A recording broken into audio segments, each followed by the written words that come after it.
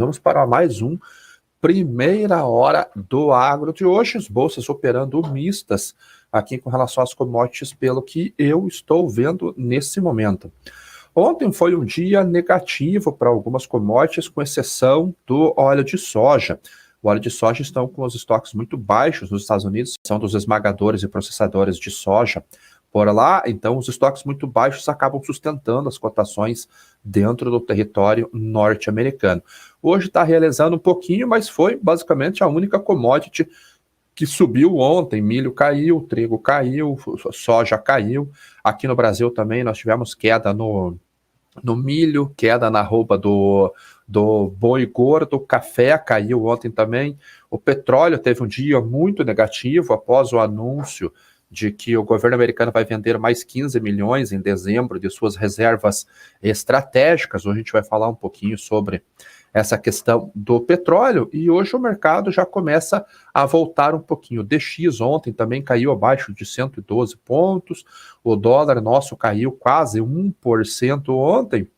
Então, se junta a Bolsa de Chicago em queda, dólar em queda, a gente tem o preço da soja, o preço do milho no Porto em queda também, né? No geral, caiu R$2, R$2,50 por saca no dia de ontem. Então, vamos ver já como que as bolsas estão começando. Vamos começar pelo óleo de soja hoje. O óleo de soja que na última semana, o NOPA é o National Oilseed Processors Association, eles mostraram que os estoques de óleo de soja estão baixos lá nos Estados Unidos. Eles trouxeram também uma redução no esmagamento, mas os estoques muito baixos por lá acabam sustentando os preços. Eu estou pegando os dados aqui para mostrar para vocês. Não foi ontem, foi na segunda-feira. Só um segundinho. Aqui, ó. Esses são os estoques do NOPA, como eu disse, é a Associação dos Processadores de Soja. O mercado esperava um número um pouquinho acima desse 1,5 bilhão de bushels, de libras, e veio 1,4, então veio bem abaixo. Já é o máximo de 2 anos, você vê que ele está no mesmo nível que estava lá no ano 2020. Então é realmente baixo para esse período do ano, esse estoque de óleo de soja. Então isso acabou sustentando os preços do óleo, foi até o que acabou segurando em parte a queda do grão. Com relação ao processamento, não abriu aqui. Com relação ao processamento, não encontrou o resultado. O processamento veio em 158 milhões de bushels, o mercado esperava 161 milhões. Então, a demanda está um pouquinho mais fraca, só que os estoques estão baixos. Então, realmente, o óleo ontem teve um dia de alta. Lá na Malásia, o óleo também voltou a subir. Então, ele já está subindo. Deixa eu encontrar aqui para vocês a cotação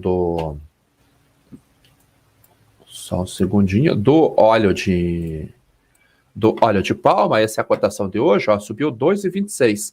Mas olha o movimento que ele fez nos últimos 4 dias. Então, ele caiu bastante desde aquela proibição lá das exportações. As cotações do óleo de palma lá na Ásia derreteram, tentaram recuperar um pouquinho e derreteram. Chegaram numa mínima aqui de 3.500 rins por tonelada. E agora voltaram a subir. E já está numa máxima aqui de quase um mês, já voltando ao valor do início de setembro, um pouquinho mais de um mês. Isso acaba dando sustentação para os preços lá na Bolsa de Chicago.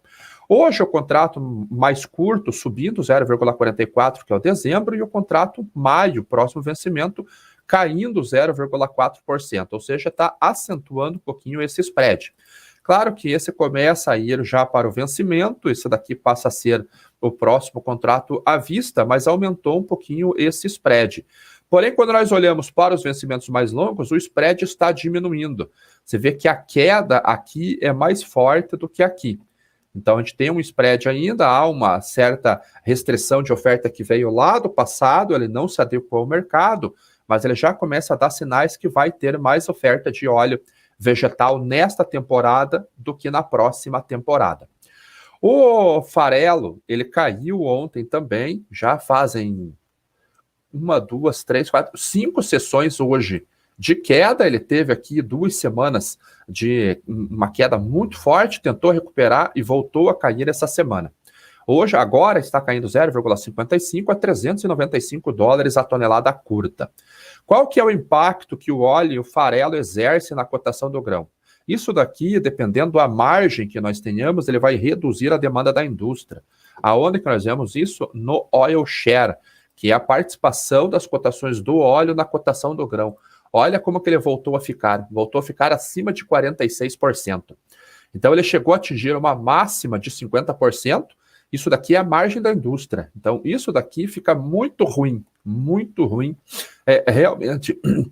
E ele voltou a cair, ele ficou bem favorável, aí começou a fazer uma lateralização aqui, e ontem ele subiu bastante, subiu 1 ponto percentual só ontem, e hoje está subindo também no vencimento mais curto. Na segunda expiração, ele está com um movimento parecido, um pouquinho abaixo aqui, mas o movimento ele está muito parecido, então não é uma questão de contrato spot, é a questão que para os próximos vencimentos, o oil share, o óleo está se valorizando mais do que a soja. Lembrando que o óleo tem um percentual de participação do grão em torno de 18,5% a 19,5%. 77%, 78% vira farelo no processamento. Então, vê que o produto que tem menor valor, tendo uma participação maior, é ruim para esse produto que é produzido na maior quantidade, que é o farelo de soja. Por isso que piora a margem da indústria. Assim, hoje, com os dois referenciais caindo, o complexo caindo, acaba afetando também as cotações do grão. Então, ele chegou até subir um pouquinho na abertura e caindo nesse momento 0,71, 9 pontos de queda, $13, 10 pontos de queda, a $13,61 o bushel. Essa semana, daqui hoje é 19, 20, 21, sexta-feira vencem as opções. Aí o contrato já começa a se encaminhar para o aviso de entrega. Então já vamos olhar para o vencimento janeiro, caindo 0,78 também, $13,71. A entrada da safra brasileira, que chegou a trabalhar aqui a $14 o bushel há pouco tempo, há 2 dias atrás, já está em 13,80 a 0,72, com 0,72% de queda ou 10 pontos. Juntando esse valor aqui, juntando a queda do dólar que nós tivemos ontem e os prêmios de exportação no Brasil, que acabam sendo uma espécie de suporte agora, porque há problemas de logística nos Estados Unidos, eles não estão conseguindo exportar da mesma maneira, porque o rio Mississippi está com uma seca muito grande por lá, então as barcaças estão levando menos grãos. Deixa eu pegar aqui os prêmios de exportação de soja. A gente já mostra para vocês o que está acontecendo. Parâmetros, prêmios de exportação. Ele só está atualizando. Mesmo assim, caiu. Hoje caiu, 25 pontos de queda o prêmio da soja. Então, ele estava ontem a 250, estava a 300 pontos, hoje caiu para embarque em novembro. E a nossa soja continua mais cara do que a soja americana, um pouquinho mais cara aqui até novembro. Em dezembro, a nossa soja, a soja americana ganha em competitividade. Essa diferença, esse spread aqui passa quase 100 pontos. Já março, aí já inverte, aí já entra a soja brasileira, começa a colheita aqui no finalzinho de janeiro, já começa a olhar para os embarques, a China já começa a olhar para os embarques do Brasil, já há uma diferença de 50 pontos, abril e maio não há nem indicativos lá nos Estados Unidos. Então, juntando esses fatores aqui, vamos fazer aquela simulação de preços que eu faço de vez em quando aqui no canal, para nós vermos como que estaria o preço da soja hoje. Então, a gente já viu que hoje no disponível, vamos colocar aqui, outubro não embarca mais nada, vamos colocar novembro a 225 pontos, 225 pontos. Vamos usar já o contrato janeiro, porque novembro já vai virar aviso de entrega, 13,71. 13,71. Vamos utilizar o dólar spot, 5,24, R$5,24. Você vê que nos portos, hoje no porto de Paranaguá, em torno de 184 vai ser negociada a soja hoje, em torno de R$184. Então, 185, 183, 182 é um valor razoável para a soja. Levando para uma origem que tenha um frete ali de R$250, a gente já tem uma saca de soja na faixa de 167 nessa origem. Indo lá para o Mato Grosso, que o frete caiu agora, está na faixa de R$420 até o porto, uma saca de soja a R$156. Isso no spot. Talvez consiga essa cotação. Agora, olhando para o futuro, vamos pegar a entrada da safra brasileira, vamos pegar o contrato maio, não, vamos pegar o março para a gente ver a entrada realmente, 13,80 é a entrada. Quanto que está o prêmio lá para março? 55 pontos. 55 pontos. Vamos pegar o último negócio de dólar feito para março. Nós estamos falando em novembro, dezembro, janeiro, fevereiro, março. 5 meses. 5,39 foi a negociação no dólar ontem. 5,39. Nós temos no porto 143. Essa é a saca da soja para março hoje. Se nós pegamos um frete de 170 no porto, se nós pegamos um frete no Mato Grosso a 420, por volta de R$143. Pegando a região ali do Mato Grosso do Sul, na faixa de 280, 151. Pegando no Paraná, Rio Grande do Sul, na faixa de R$100, 162. Então, essa é a cotação para março da soja. Ontem, esse preço estava por volta de 1.400.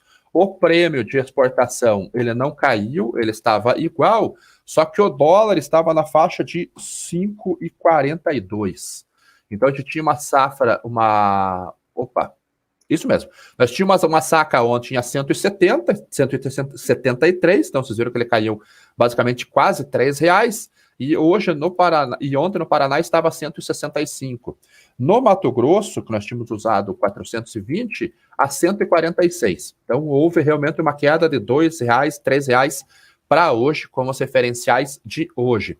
E conforme essa queda for se acentuando hoje, a depender do câmbio, a gente pode ter mais quedas no preço hoje. Colheita avançando bem, Estados Unidos com problemas para exportar por lá, então isso acaba pressionando os preços na Bolsa de Chicago. Além disso, a China voltou a comprar, é o ritmo mais forte do que nas semanas anteriores, porém é mais baixo do que o ano passado. Então você vê que o plantio acelerou muito, a colheita acelerou muito, 63% da área já colhida, muito acima da média dos últimos 5 anos, impossibilidade de exportar e a demanda ainda um pouquinho mais fraca em comparação com o ano passado. Nós temos esse cenário, além da sazonalidade.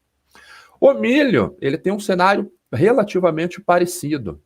Colheita acontecendo, viram ontem 45% já colhido, acima do ritmo dos últimos 5 anos, um pouquinho abaixo do ritmo do ano passado. A demanda pelo grão norte-americano muito fraca nesse momento, muito caro o milho norte-americano. Brasil tem exportado mais milho nesse interim. Ontem a ANEC divulgou que 7,6 milhões de toneladas vão ser embarcados nesse mês de outubro. Então, a gente se encaminha para um programa de exportação aqui acima de 40 milhões de toneladas nesse ritmo, e tudo isso se deve a esse milho caro lá nos Estados Unidos. Há também milho da Ucrânia. Saiu uma matéria aqui no jornal agora que a Ucrânia tem exportado um pouquinho abaixo do ano passado. Você vê que os níveis de embarque, as exportações de grãos da Ucrânia em outubro quase retornam níveis de pré-guerra. Então, ou seja, tem milho barato lá no Mar Negro, eles estão conseguindo exportar, foram 2,12 milhões de toneladas exportadas até agora. O ano passado era 2,17, então quase no mesmo nível.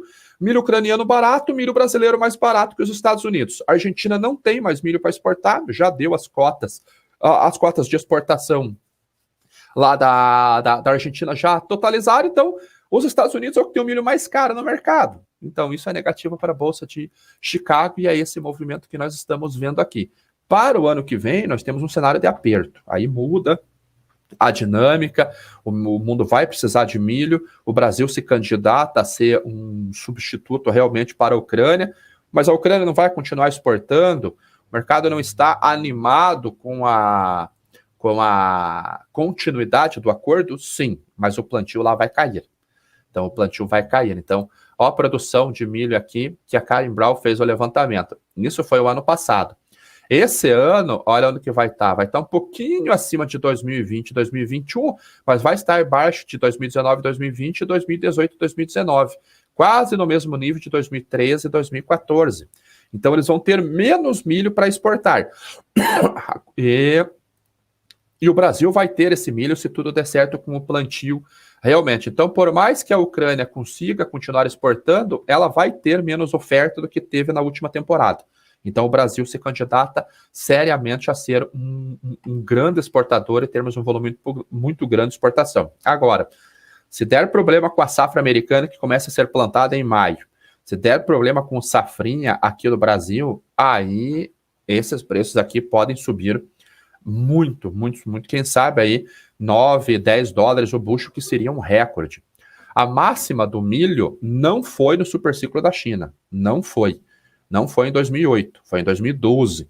Foi quando aconteceu aquela quebra lá, mais de 100 milhões de toneladas foram perdidos de milho nessa temporada devido às condições climáticas. Levou o estoque de passagem em 2013 muito para baixo mesmo. E agora nós chegamos a tocar muito próximo a essa máxima. E os estoques essa temporada devem terminar um tasquinho acima de 2013. Vai ser o menor estoque desde 2013. Então, se houver problemas ano que vem nos Estados Unidos e houver algum problema com a safrinha do Brasil, aí a gente está lascado. Realmente esse milho pode superar as máximas ali devido ao cenário.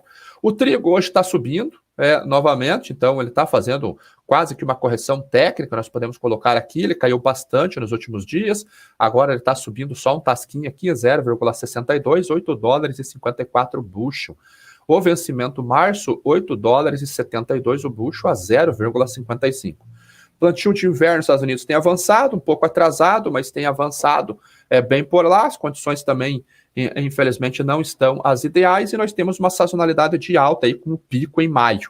O pico da sazonalidade de alta é entre março e maio, que é quando o milho de inverno acorda para ele poder terminar o seu desenvolvimento, a maturação e a colheita. Então, até março, a gente tem só o milho de inverno, o trigo de inverno dormindo.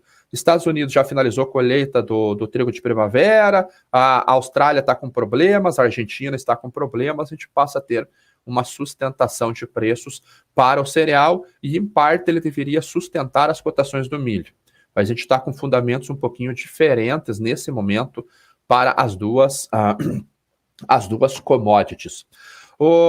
Aqui no Brasil, o milho na B3, ele voltou a ter aquela pressãozinha dos estoques aqui agora e do PPE, da formação do preço de paridade de exportação. Então, ele chegou a fechar R$ 86,00, aqui, ó, máxima aqui, ó, 8,49, foi em 2012, né? O milho novembro, R$ 86,85. Então, como eu estava dizendo, a pressão colheita do safrinha terminou, o que tem segurado o preço são as exportações, a gente fala isso todo dia aqui, mercado doméstico ainda desaquecido, a formação de preço começa a levar em conta o preço do porto cai, ele vai acabar pressionando o mercado doméstico também, ele pressiona de duas maneiras. Primeiro, pelas exportações, acaba sendo mais atrativo exportar pelo preço do porto, então o mercado doméstico tem que reduzir para ser competitivo com o preço de exportação, e também pelo PPI, o preço de paridade de importação, que reduz o preço no mercado doméstico do milho importado. O milho do Brasil tem que bater num teto, se ele furar esse teto do PPI, ele deixa de ser vendido, ele tem que voltar abaixo do teto. Então é isso que está acontecendo com o milho. Era algo também previsível nesse momento, devido às questões fundamentais, e nós temos esse cenário aqui de R$ 86,85 a saca. O que pode acontecer essa semana? Pode continuar essa pressão aí de curto prazo, realmente devido aos mesmos fatores. Chicago está caindo, vai depender de como que a taxa de câmbio vai reagir para nós termos o preço no porto mais favorável ou menos favorável. Eu tenho a tabela aqui dos prêmios de exportação. A gente vê que o Brasil é muito mais barato do que os Estados Unidos, muito mais barato mesmo. Você vê que para embarque agora em novembro, nós estamos 120 pontos mais barato que os Estados Unidos. Para dezembro, já perde um pouquinho essa competitividade, mas é que a gente começa a se encaminhar para entre safra, né? Aqui é entre safra.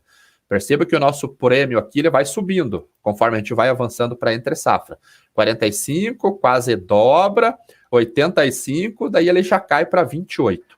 E abril, 75, que é o meio aqui entre o que já chegou no mercado e a entrada do safrinha de 2023. E lá nos Estados Unidos, o prêmio vai caindo. Agora também porque a demanda já começa a mudar de origem. Então, milho norte-americano caro, a gente não tem um cenário de demanda indo para lá. O boi está caindo. 293 foi fechamento de outubro, R$293 a arroba. E era algo também relativamente esperado, porque a gente vê o mercado doméstico ainda lento. A gente sabe que a demanda aqui ela está mais devagar do que deveria estar. E o que teve sustentado os preços até pouco tempo atrás eram as exportações. Então, a China comprando bastante carne tinha gerado uma demanda dos frigoríficos que têm habilitação para exportação, ou seja, o boi China. E ele acabou segurando as cotações lá na B3. A China diminuiu as compras, primeiro porque o yuan voltou a se desvalorizar de uma maneira muito forte. Esse daqui é o yuan spot hoje. Olha como é que ele está a 7,22. Então, isso deixa as compras internacionais mais caras. Então, a China diminuiu diminuiu as importações devido a esse custo de aquisição. Então, normal que reduzindo a demanda, reduz o preço também, já que a oferta existe.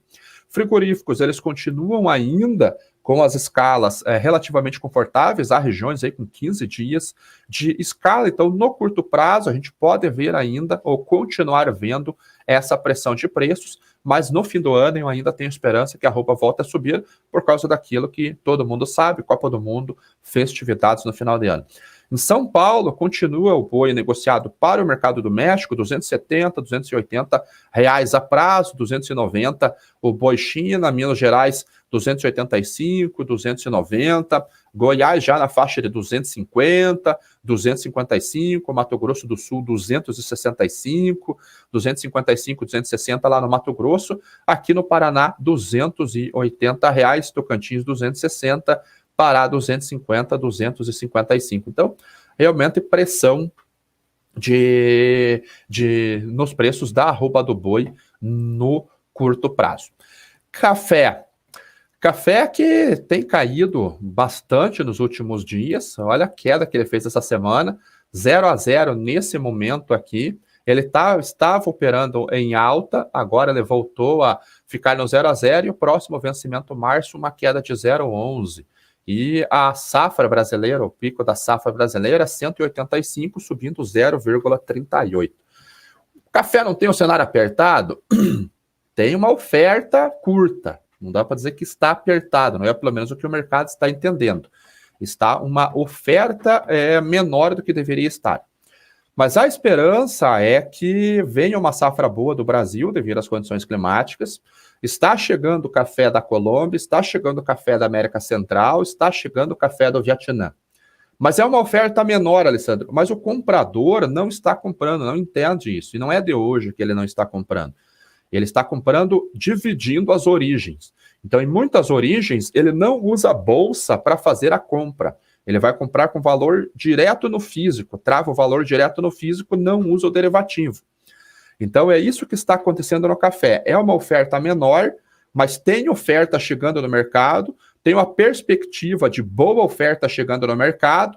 Então, o mercado já sabe que seria um ano de bienalidade negativa.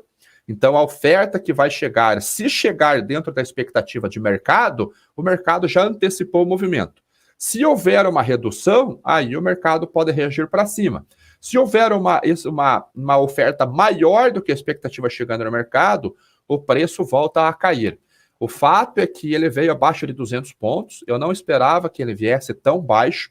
Eu imaginava que ele ia trabalhar naquele range que eu comentava com vocês de 200 pontos, quem sabe bater até nos 200, mas o spot vinha abaixo de 200, eu não esperava, apesar de haver fundamentos para isso. E os fundamentos fizeram o seu trabalho e ele veio abaixo. Eu vou compartilhar a outra tela com vocês aqui para nós darmos uma olhadinha nos estoques lá da GCA que saíram essa semana.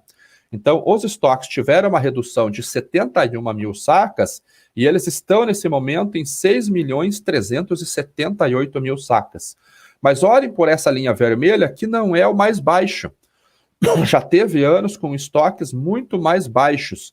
Inclusive, 2021 o estoque era menor. 2020 era menor.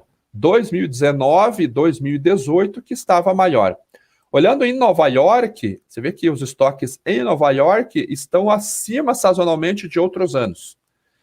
Então, é normal ter uma redução para esse período. A gente vê aqui pela curva de sazonalidade que é normal os estoques caírem esse ano. Então, todos os anos eles tiveram essa queda. Então, isso daqui é uma queda sazonal, até porque a oferta já chegou no mercado, o grande volume de embarques, principalmente do Brasil, já aconteceu. Então, é normal uma queda de estoques nesse momento devido à sazonalidade. E os estoques não estamos mais baixos lá na GCA, a Green Coffee Association, que é o café verde, que é o café commodity. Então, temos um problema de oferta? Não necessariamente. Lá na ICE, que daí a gente vai para os estoques da ICE. ICE Coffee Stocks é o primeiro link. É esse? Eu acho que não é esse. Não.